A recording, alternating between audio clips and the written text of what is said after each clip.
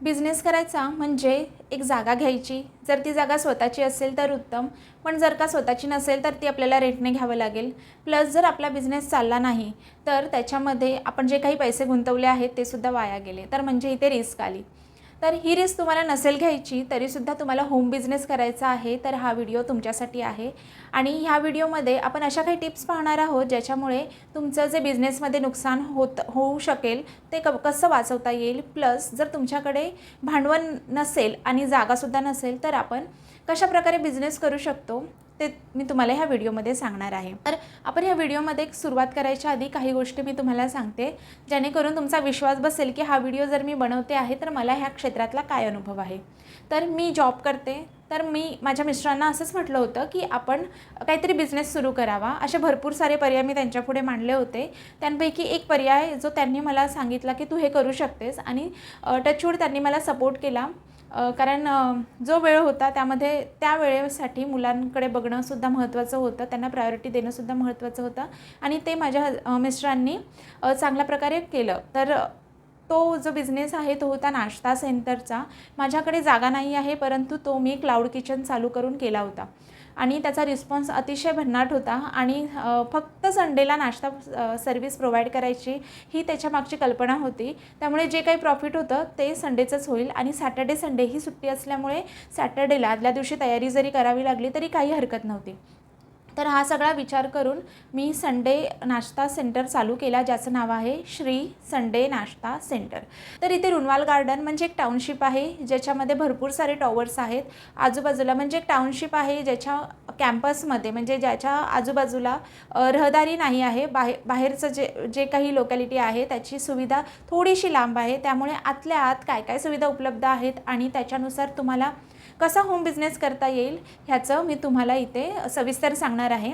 Plus असं नाही की रुनवाल गार्डनमध्येच जर का तुम्ही राहत असाल तर कोणत्याही टाउनशिपमध्ये जर तुम्हाला होम बिझनेस करायचा आहे तर तुम्हाला कोणत्या टिप्स उपयोगी होतील आणि त्याचा वापर करून तुमचा बिझनेस अधिकाधिक कसा यशस्वी होईल ह्याच्यासाठी आपण ह्या व्हिडिओमध्ये पाहणार आहोत. त्यामुळे व्हिडिओ शेवटपर्यंत बघा. बिझनेस करायचा म्हणजे वेळ पाहिजे, आणि बिझनेस करणाऱ्या जी व्यक्ती आहे ती दिवसभर बिझी असते. ऑफिसमध्ये जाणाऱ्यांचं कसं सकाळी गेलो संध्याकाळी आलो आणि मग नंतरचा जो वेळ असतो तो घरातला वेळ असतो. ज्यांना बिझनेस करायचा आहे त्यांच्या बाबतीत तसं नसतं. तर ज्यांना बिझनेस करायचा आहे त्यांना त्यांचं 100% द्यावं लागतं. जर तुम्ही असा विचार केला की मला 9 to 5चा जॉबसारखा बिझनेस करायचा आहे तर त्याला बिझनेस म्हणता येणार नाही. कारण बिझनेस म्हणजे ग्राहकाशी कनेक्ट होण्यासाठी तुम्हाला ह्याच्यासाठी वेगळे प्रयत्न करावे लागतात, आणि ग्राहक त्यांना वेळ असतो तेव्हा ते तुमच्याशी कनेक्ट होतात. त्यामुळे हे एक माइंडसेट लक्षात ठेवा. बिझनेस करायचा याचा अर्थ तुम्ही फुल डे अवेलेबल असायला हवं. जर तुम्ही नाही तर तुमचा एक पार्टनर कोणीतरी सोबत ठेवा, जर तुमच्या ॲब्सेन्समध्ये तो त्यांना रिप्लाय देईल, प्रतिसाद देईल. ग्राहकांची खरी गरज ओळखा. कसं असतं, ग्राहकांची समस्या सोडवणारा बिझनेस हा जास्त काळ टिकतो. एक उदाहरण म्हणून घेते. आता हे टॉवर्स आहेत. टॉवर्समध्ये सगळेजण आपापल्या घरामध्ये बिझी असतात. मोस्टली त्यांना जर का खाली जायचं असेल, दुकानात जायचं असेल तर त्यांना जो घरातला गेटअप आहे तो चेंज करून त्यांना बाहेर जाणं ह्या गोष्टी होतात. त्यामुळे प्लस अजून काही प्रायोरिटीज असतील, त्यामुळे खाली जाणं म्हणजे बिल्डिंगच्या खाली उतरणं, परत दुकानात जाणं हे सारं शक्य होत नाही. दुसऱ्या लोकॅलिटीमध्ये राहत असू जिथे बिल्डिंगच्या खालीच दुकानं आहेत, सर्व्हिसेस आहेत, तर तेव्हा गोष्ट वेगळी पडते. आणि जर का टाउनशिपमध्ये बघायला गेलात तर काही विशिष्ट टॉवर्सच्या खालीच दुकानं असतात. त्यामुळे तिथपर्यंत जाण्यासाठी जे ग्राहक असतात किंवा माणसं असतात त्यांना थोडा कंटाळा येतो. त्यामुळे प्रेफर करतात झेप्टो, झोमॅटो अशा गोष्टी प्रेफर करतात. त्यामुळे ग्राहकांची खरी गरज जर आपण ओळखली आणि त्याप्रमाणे जर का आपला बिझनेस चालू केला तर तुम्हाला त्याचा जास्त फायदा होईल. त्या कॅटेगरीमध्ये कोणत्या गोष्टी येतात ते मी तुम्हाला सांगते. जसं की जीवनावश्यक वस्तूवरती सगळ्यात आधी भर द्यायचा. म्हणजे जर का तुमच्या लोकॅलिटीमध्ये डेली यूजच्या म्हणजे जीवनावश्यक वस्तू म्हणजे अन्न, वस्त्र, निवारा ह्या रिलेटेड तुमचा जर का बिझनेस असेल तर तो 100% तुमचा चालणार. उदाहरणार्थ पहिल्या प्रायोरिटीवरती अन्न येतं, म्हणजे ज्याच्यामध्ये डेली यूजसाठी लागणाऱ्या गोष्टी जसं की भाजीपाला असेल, कडधान्य असतील, अंडी असतील, अजून बऱ्याच छोट्या मोठ्या गोष्टी जर तुम्ही घरपोच सेवा देत असाल ना, तरीसुद्धा तुमचा तो बिझनेस चालणार आहे. फॉर एक्झाम्पल असं समजा की एक शॉप आहे जे मला 2-3 बिल्डिंग सोडून जाऊन घेऊन यायचं आहे तिकडून. पण जर तुम्ही घरातच काही वस्तू किंवा किराणाचं सामान, एक फॉर एक्झाम्पल समजा जर किराणाचं सामानाचा स्टॉक तुमच्या घरी आहे, जसा दुकानदार चालवतो तसंच जर का तुम्ही त्या वस्तू, त्या सेवा जर का घरपोच देत असाल, म्हणजे होलसेल रेटला घेऊन चांगल्या क्वालिटीचे होलसेल रेटला घेऊन जर किराणा सामान तुम्ही घरपोच देत असाल, तर तो बिझनेस तुमचा एक ग्रो होईल.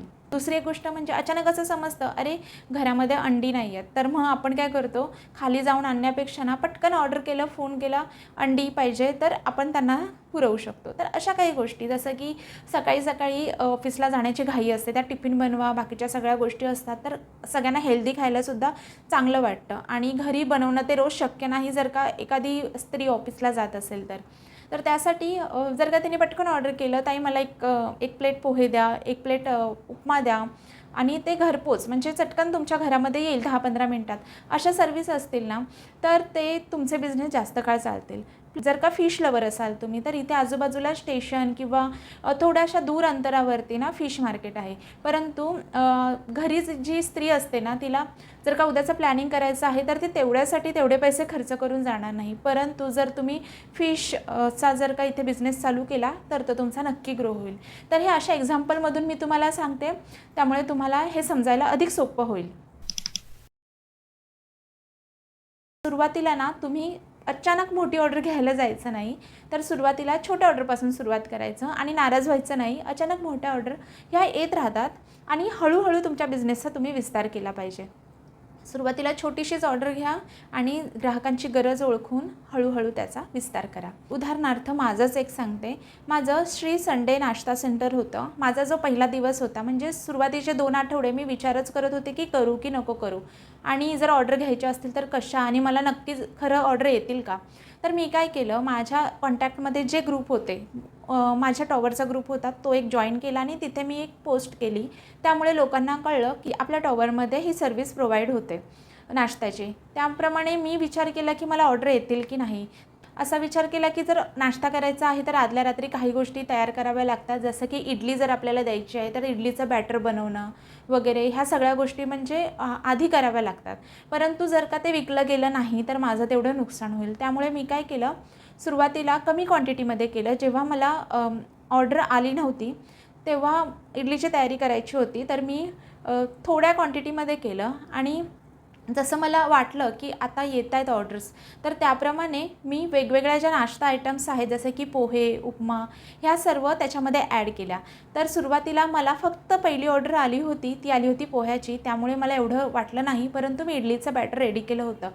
परंतु ऑर्डर ह्या सकाळी यायला चालू केल्या. पण मी माझ्या अंदाजाने असा विचार केला की जर एक भांडं असतं इडलीचं, त्या भांड्यामध्ये इडली बनवली तर माझ्या घरातले सुद्धा खातील, प्लस पोह्यांची ऑर्डर्स तर आलीच होती. तर मी दोन्ही विचार करून दोन्ही गोष्टी बनवल्या. इडली बनवली एक भांडं आणि पोहे बनवले.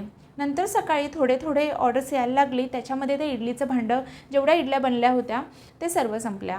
तर अशा प्रकारे मी छोटी सुरुवात केली होती आणि ही रिस्क घेतली होती की जर का ते नाही संपलं तर त्याचा मी काहीतरी नक्कीच दुसरा उपयोग करेन. जी क्वालिटी आहे ना, त्याच्यामध्ये तडजोड करायची नाही. म्हणजे कसं असतं की आपल्याकडे जो पहिला कस्टमर येतो ना, सुरुवातीला आधी रेट पाहून येतो, आपली किंमत किती कमी आहे तो पाहून येतो, कारण ऑफकोर्स प्रत्येकजण बचतीचा विचार करतो. परंतु जेव्हा तो दुसऱ्यांदा येतो तेव्हा तो तुमच्या क्वालिटीसाठी तुमच्याकडे येतो आणि तो तुमचा कायमचा कस्टमर बनतो. ठीक आहे, त्यामुळे दर्जामध्ये तडजोड करायची नाही. तर क्वालिटी कशी मेंटेन करायची, तर तुम्ही ज्या काही गोष्टी वापरताना, जे काही जिन्नस वापरता, उदाहरणार्थ तुमची मेस असेल किंवा तुम्ही खानावळ चालू करणार असाल, तर ह्या गोष्टी असतील तर त्याच्यामध्ये तुम्ही फ्रेश पदार्थ वापरा, जेणेकरून त्यांची चव आणि त्याचा जे काही त्याचा मूळ गुणधर्म आहे ते कायम राहतील आणि लोकांना ते जाणवतील. हे बघा, लोक बाहेरून ऑर्डर करण्याऐवजी तुमच्याकडून का करतील, घरगुती गोष्टी का करतील, कारण त्यांना क्वालिटी हवी असते आणि घरचं जेवण हवं असतं. त्यामुळे ते लोक बाहेरून न करता तुमच्याकडे करतील. आणि हे जसं की मी सांगितलं त्याच्याप्रमाणे सुरुवातीला ग्राहक हा कमी किंमत बघून येत असतो, कारण तो तुमच्याकडे येण्याच्या आधी तो आधी 10 दुकानांमधून फिरून आलेला असतो. त्याच्यामुळे त्याला कळतं की ही गोष्ट रिझनेबल आहे आणि जेव्हा तो दुसऱ्यांदा तुमच्याकडे येईल तेव्हा तो नक्कीच क्वालिटीसाठी येईल. मग ते पैसे कमी असू दे किंवा जास्त असू दे, तो तुमची क्वालिटी इतर लोकांशी कंपेअर करेल. तर लक्षात आलं, तर सुरुवातीला तुम्हाला सुरुवातीला ग्राहक तुमच्या किमतीसोबत कंपेअर करतात, त्याच्यानंतर ग्राहक तुमच्या क्वालिटीशी तुम्हाला कंपेअर करत असतात. त्यामुळे लक्षात ठेवा, जी तुम्ही क्वालिटी द्याल, जो काही दर्जा द्याल तुमच्या सर्व्हिसचा, तो नेहमी उत्तमच असावा, जेणेकरून ग्राहक तुमच्याकडे परत परत येईल. चौथी टिप आहे, तुमच्या सर्व्हिसची योग्य किंमत ठरवा. मग ती कोणतीही गोष्ट असेल. म्हणजे योग्य किंमत म्हणजे जर का तुम्हाला ह्याची अति डिमांड आहे, म्हणजे तुम्ही जास्त रिच एरियामध्ये राहताय, याचा अर्थ असा नाही की तुम्ही काहीही किंमत ठरवाल. ठीक आहे, त्यापेक्षा झोमॅटो, मिशो ह्या सगळ्या गोष्टी आहेत, त्याच्यामध्ये पटकन कमी किमतीमध्ये वस्तू मिळतात. तर किंमत कशी ठरवायची सांगते. एखादी वस्तू बनवण्यासाठी किंवा एखादी वस्तू तुम्हाला रेडी करण्यासाठी किती खर्च आला ह्याचं एक एक छोटं तुम्ही नोंद करून ठेवायची. त्याच्यामध्ये तुम्ही सगळ्या कॉस्ट जॉईन करायच्या. म्हणजे ती वस्तू घरापर्यंत तुमच्या पोचेपर्यंत किती खर्च आला ते सुद्धा लिहून ठेवायचं. प्लस जी सर्व्हिस तुम्ही त्यांना घरपोच देणार किंवा एखादी सर्व्हिस तुम्ही त्यांना देणार, तर त्याच्यासाठी तुम्हाला डिलिव्हरी चार्ज किती येतो. जर तुम्ही पायी चालत देत असाल तर त्याचा तुम्हाला खर्च येणार नाही, परंतु एका स्पेसिफिक डिस्टन्सच्या बाहेर जाण्यासाठी तुम्हाला व्हेकलचा वापर करावा लागतो. स्कूटी म्हणा किंवा कोणतीही गाडी म्हणा, त्याच्यासाठी लागणारा पेट्रोल, डिझेल ह्याचासुद्धा खर्च तुम्ही लिहायचा. आणि तो खर्च एक साधारणतः पर ऑर्डर 4 रुपये की 5 रुपये असा खर्च आला, अशा प्रकारे तुम्ही लिहू शकता. कारण एक्झॅक्टली तुम्ही खर्च लिहू नाही शकत आणि काढू नाही शकत, किंवा गॅस किती वापरला हे तुम्ही नाही करू शकत. पण असं समजा की पर प्लेट तुम्हाला 3 ते 4 रुपये असा खर्च आला, 2 रुपये असा गॅसचा खर्च आला, असं तुम्ही काउंट करू शकता. त्यामुळे ह्या सगळ्या खर्चाची नोंद करायची आणि त्याच्यात 30% किंवा जास्तीत जास्त 40% तुम्ही तर प्रॉफिट ॲड करू शकता आणि एखाद्या गोष्टीची किंमत ठरवू शकता आणि त्याप्रमाणे ती गोष्ट विकू शकता. तर अवाजवी किंमतही नाही ठेवायची, नाहीतर मग ग्राहक तुमच्याकडे कधीच येणार नाही. आपण ऐकलं आहे ना की हे खूप महागडं आहे, चांगलं असतं पण महागडं आहे. तर सगळ्यांना प्रत्येक वेळी महागड्या वस्तू नाही परवडत. त्यामुळे जरी तुम्ही क्वालिटी चांगली दिली तरीसुद्धा त्याचा जो रेट आहे तो रिझनेबल ठेवायचा. जो बिझनेसमन वेळेवर जर का ग्राहकांची सेवा पूर्ण करत असेल ना, तर ग्राहकांचा त्या व्यक्तीवरती विश्वास वाढतो.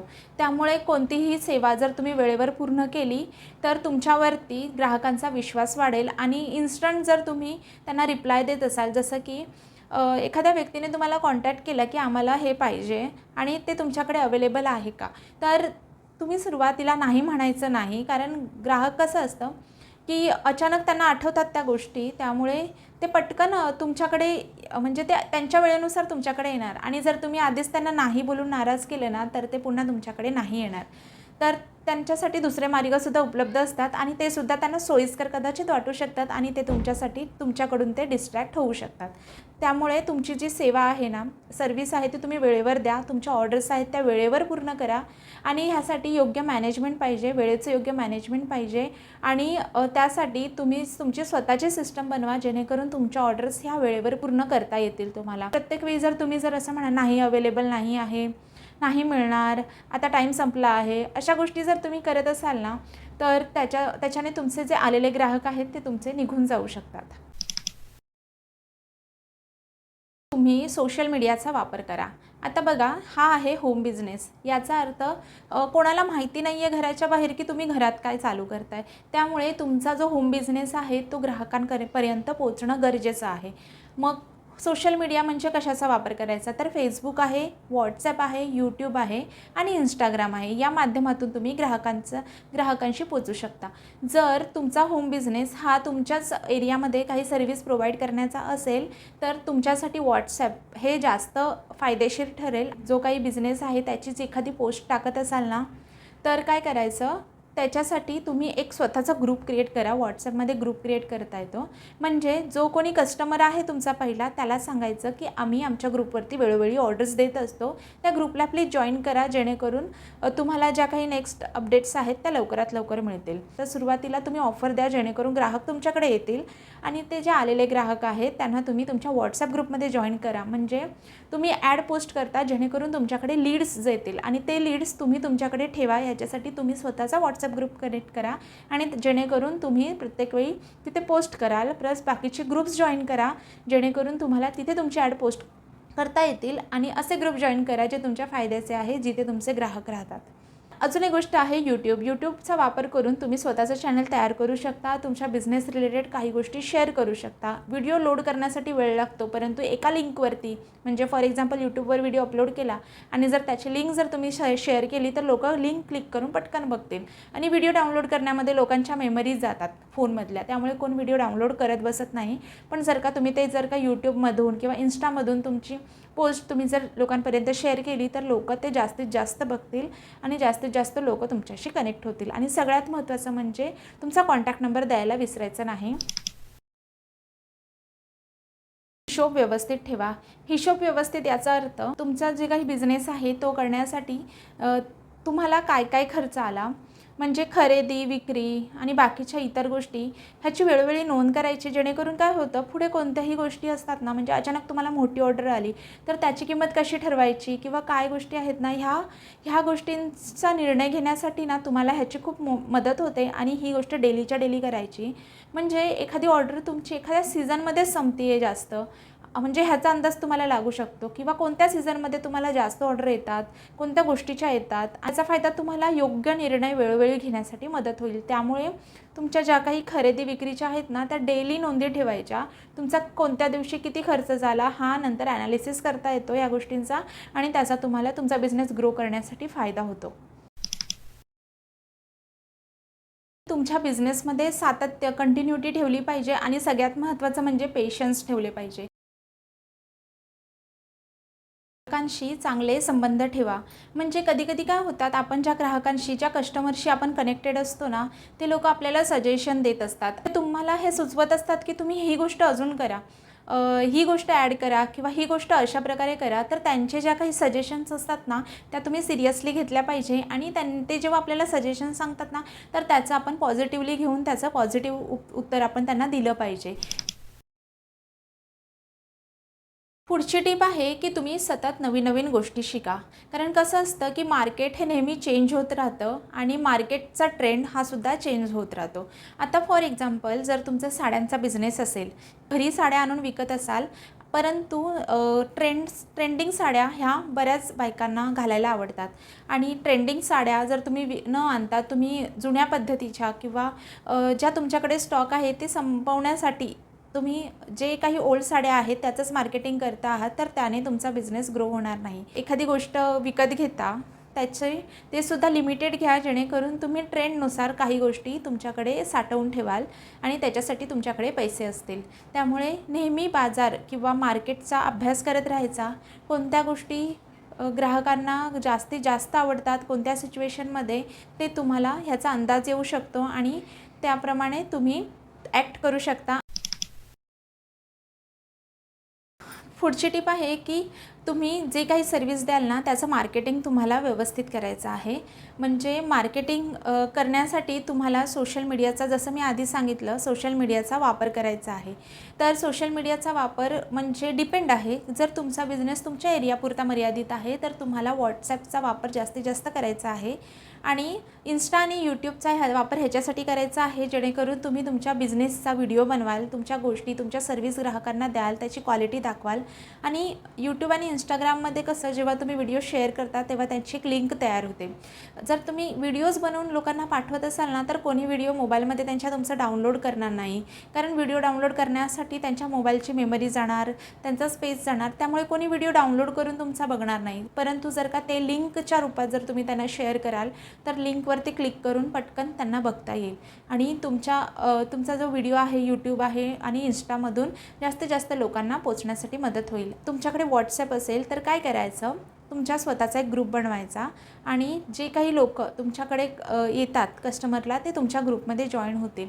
किंवा त्यांना तुम्ही नेक्स्ट टाईमसुद्धा तुमची जी काही अपडेट आहे ते देण्यासाठी तुम्हाला पर्सनल मेसेज करायची गरज नाही. ते जर ते इच्छुक असतील तर ते तुमच्याकडे जॉईन होतील आणि असेच जे जे ॲक्टिव्ह कस्टमर असतात ना तेच तुमच्या व्हॉट्सअप ग्रुपला जॉईन होतील. त्यामुळे जी काही पोस्ट कराल ती कशी करायची त्याचं पण मी तुम्हाला एक अंदाज देते, जेणेकरून तुम्ही ते इम्प्लिमेंट करा. माझंच उदाहरण सांगते. माझं जे नाश्ता सेंटर चालू होतं त्याचं मी एक नावसुद्धा ठेवलं होतं, श्री संडे नाश्ता सेंटर. सगळ्यात महत्त्वाचं म्हणजे तुम्ही तुमचं जे काही बिझनेस करताय ना त्याचा एक ब्रँडचा लोगो बनवा. आजकाल ChatGPT आणि गुगलमध्ये पटकन लोगो ऑनलाईन बनवून मिळतात, परंतु सगळ्यात आधी तुमचं नाव कोणतं आहे ते ठरवणं महत्त्वाचं आहे. जसं की मी माझं नाश्ता सेंटर हा संडेलाच चालू केला होता आणि लोकांना ते ऐकून पटकन लक्षात येईल की संडेला मला ऑर्डर करायची आहे तर मी संडे नाश्ता सेंटरमधून ऑर्डर करणार. म्हणजे लोक मला फेसने ओळखत नव्हते, परंतु माझ्या नावाने म्हणजे श्री संडे नाश्ता सेंटर, जे मी तुम्हाला बाजूला दाखवते स्क्रीनमध्ये, त्या प्रकारे मी लोगो बनवला होता, नाव ठेवलं होतं, माझ्या ग्रुपचं नाव होतं, प्लस ग्रुपचं डिस्क्रिप्शनसुद्धा मी चांगलं ठेवलं होतं, made with love and hygiene guaranteed. Start केलं होतं healthy breakfast for happy weekend, अशाने मी सुरुवात केली होती. तर मी जे काही ऑर्डर्स आहेत पोस्ट करताना मी रोज पोस्ट नाही करायची. माझी संडेची ऑर्डर असायची, त्यामुळे मी शुक्रवारपासून पोस्ट करायला चालू करायची. शुक्रवार शनिवार हे वेगवेगळ्या व्हॉट्सअप ग्रुपमध्ये ज्यांना मी जॉईन झालेले ते करायची.